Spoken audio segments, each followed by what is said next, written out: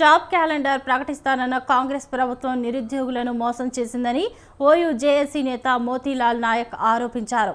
Osmania university ప్రధాన library వద్ద మోతీలాల్ నాయక్ ఆధ్వర్యంలో నిరుద్యోగులు నిరసన కార్యక్రమం చేపట్టారు. కాంగ్రెస్ ప్రభుత్వం నిరుద్యోగులకు ఇచ్చిన హామీలు వెంటనే నెరవేర్చాలని మోతీలాల్ డిమాండ్ చేశారు.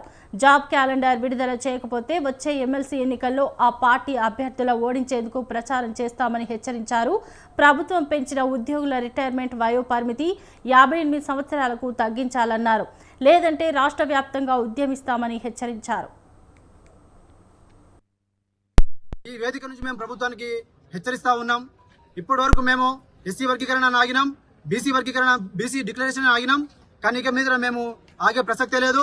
మేము శాంతియుతంగా ఈ రోజు నుంచి నిరవధిక ర్యాలీలు రేపు అశోక్ నగర్లో పెడతాం, దిల్సుఖ్ నగర్లో పెడతాం, అన్ని యూనివర్సిటీలో పెడతాం, అన్ని లైబ్రరీలో పెడతాం.